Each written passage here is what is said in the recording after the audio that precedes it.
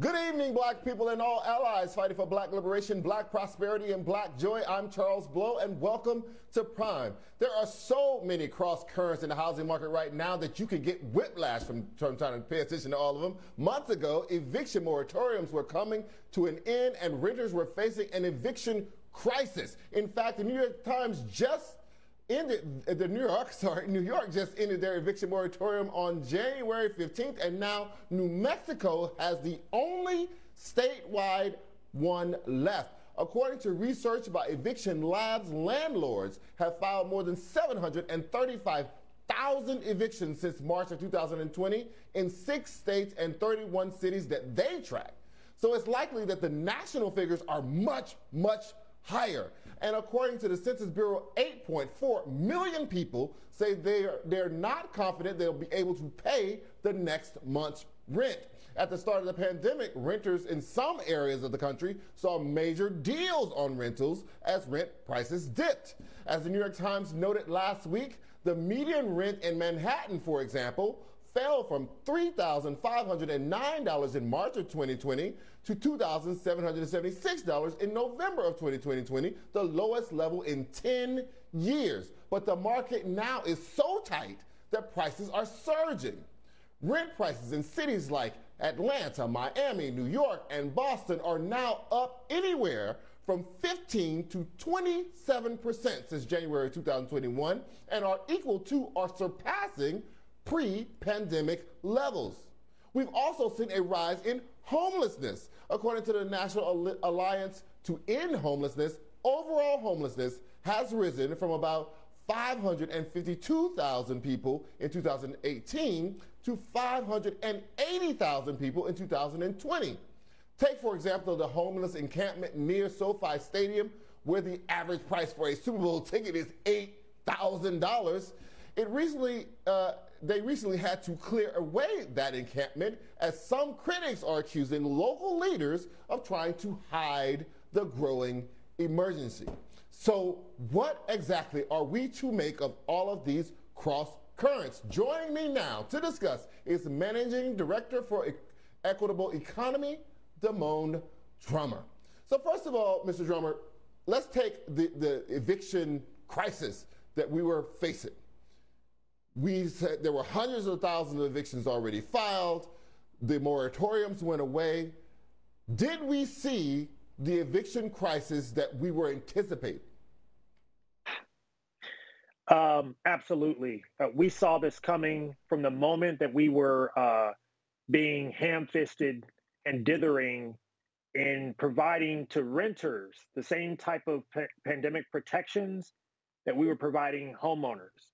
If we remember, the Department of Housing and Urban Development allowed homeowners who were hit by the pandemic, who could not afford their mortgage payments, to literally get a free loan from the Department of Housing and Urban Development, an interest-free loan, right? Which means you don't pay interest on it, and you can just literally set those payments ahead in the future and address that debt to the government when you can make that payment. For renters, your back rent that you logged up during the pandemic becomes due immediately once the eviction moratorium is lifted. So homeowners who hit financial straits during the pandemic were given much more protection and much more assistance by our government, by our federal government, than renters. So we saw this coming, and we shouldn't be surprised. But it is true that the federal government did provide rental assistance. They sent it to the states. Many of the states and cities just didn't dole it out. The money is still sitting there in many cases. What do you make of the slow response, the slow way that these states and cities are getting this money out? Only a fraction of it has actually gotten down to renters. Again, this was another decision at the federal level, right? For homeowners, the assistance was run directly through the federal government. Matter of fact, your mortgage provider, literally, I got a notice. They sent an email. Do you need assistance? That's not how it was with renters. Renters have to hunt and find the resources, get on wait lists. If your landlord in some cases didn't register with your locality as a landlord, the renter isn't eligible. So the hurdles and barriers to getting assistance during the pandemic were much higher for renters. And that's just a symptom and an example of how our economy is structured. For decades, federal economic policy has been optimized to keep wages low and asset prices like stocks and real estate very high.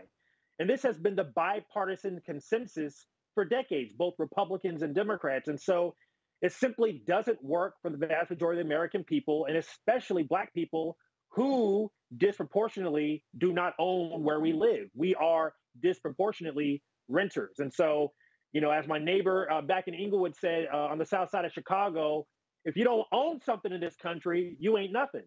And that's what this eviction crisis is showing us, that this economy and the way our economic policy is conducted at the federal level and at the state and local level is really optimized for those who own.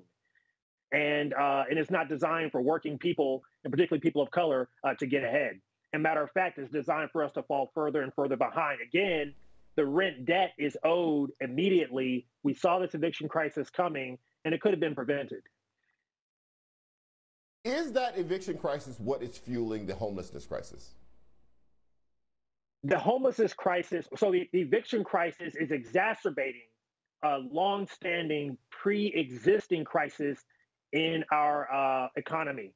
And so we have two things happening. We have localities like San Francisco, Miami, New York, all the places that you listed that have very tight and very aggressive real estate markets, right?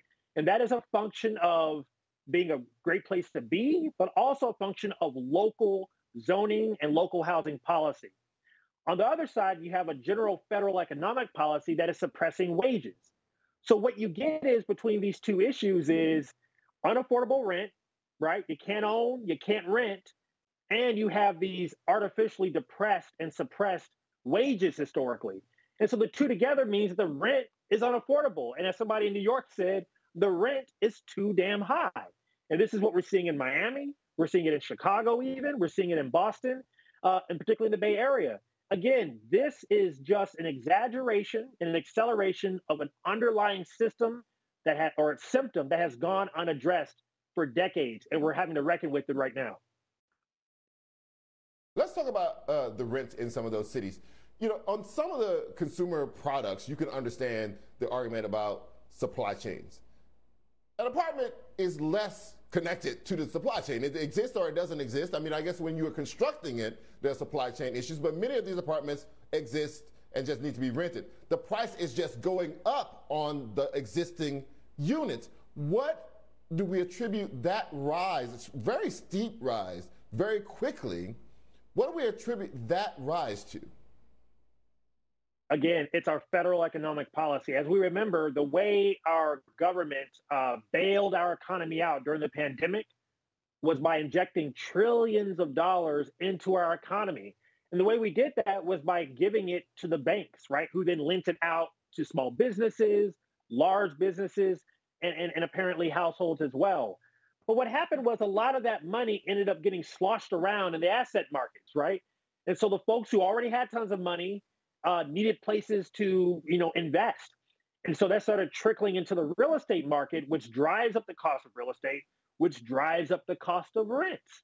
In addition to that, you saw people changing where they lived during the pandemic, and that also drove up the cost of rent. So it's a number of factors, but all of it comes down to federal economic policy at the highest level and even state and local housing policies at the local level. And all of this, again, is designed to support those who already have wealth, right? Who already have assets. It supports them, and it cuts out those who do not have wealth, who do not have assets, and are depending on affordable rents to make it through the month. And we're seeing that again, the folks who don't own are hit the most. They're hit the first, and they're the most impacted. But there is still a supply and demand issue here. These rents wouldn't be this high if these apartments were standing open. So somebody is going in and paying these rents.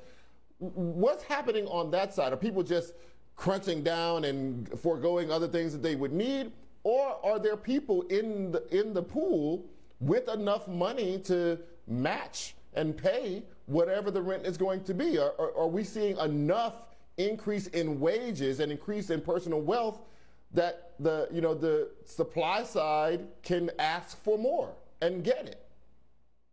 And again, I think, if and it's nuanced, right? I think you're hitting the point where, well, it seems like somebody wants to pay this, and that may be true, right?